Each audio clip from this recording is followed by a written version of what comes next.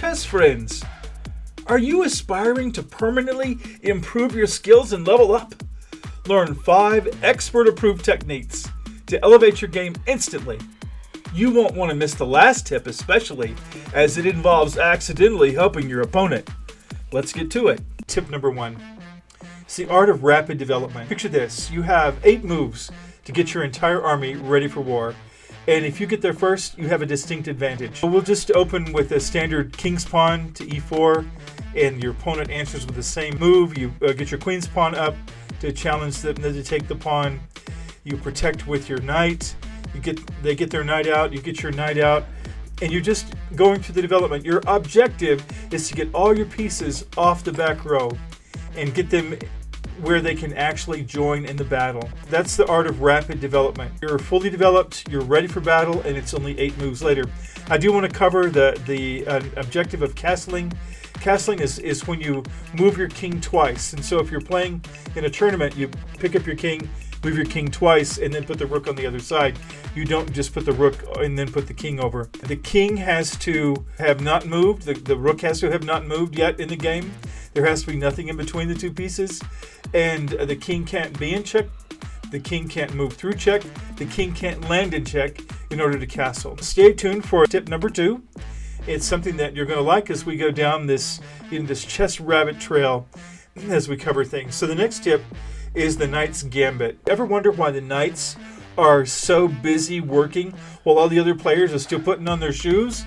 It's because the knights have some skills and abilities. They're able to get out there. Before a rook, a bishop can move, or the queen or the king can move anywhere, they have to get a pawn out of the way. And so that's why they have to go. But your knights are able to get out there immediately. We're going to open with our standard king's pawn opening. Knight comes out to protect it. And then a pawn comes up, and then the knight comes out. Your opponent offers another pawn, and then you offer a pawn for them to take. And so they take, and you take with your knight, and that is the beauty of the knights. They're, with the L-shaped move that the knights have, up 2 and over 1, or over 1 and up 2, however you want to think about it, it's kind of like playing, a 4D game, because it's multi-dimensional. So when you move your knight, don't just think 1 move, think 2 moves ahead. And while you're at it, think about what your opponent may be doing with their knights. So stay tuned for tip number 3. You won't want to miss it, trust me. So here's tip number 3, which is the 1-move wonder. It's why 1 moves are better than multiple moves. In the opening, you want to move every piece 1 and only 1 time. You don't want to move it more than that. It gives your opponent a chance to make a move and develop. It gives your opponent a chance to plan. So you want to make sure that they don't have that opportunity. So you get your king's pawn out. They get their king's pawn. You get your knight out like usual. They get their knight out. So you get your bishop out, the Ruy Lopez. And so you're ready to either, take the knight or not, depending on what they do.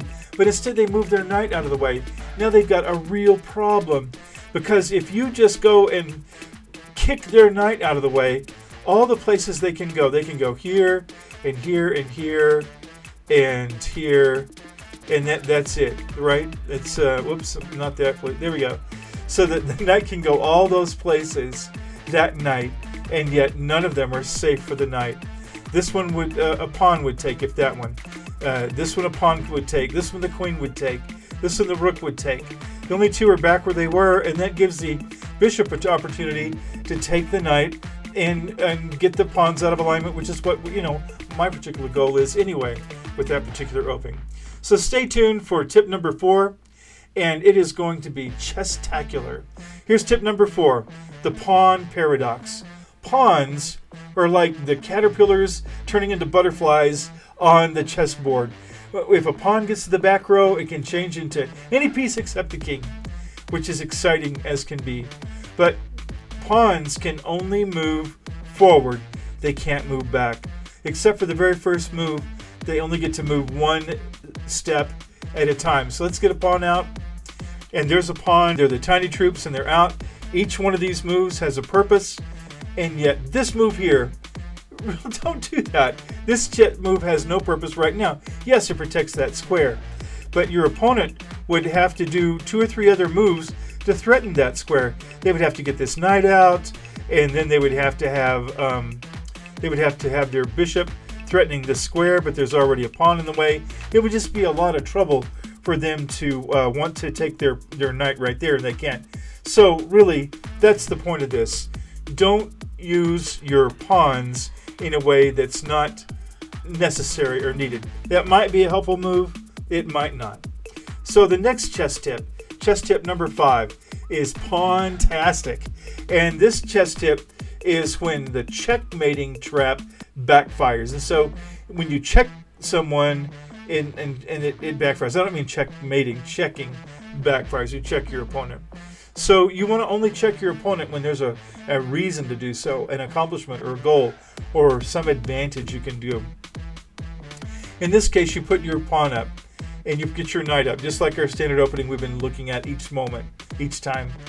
And so you take. And this is really, some people call that the reverse queen's gambit, because black is offering the gambit. And then you put your pawn up and they take it, and you put their king in check. And you know what they might say? They might say, oh, you shouldn't have. You really shouldn't have. Because when you do that, it allows them to develop a piece.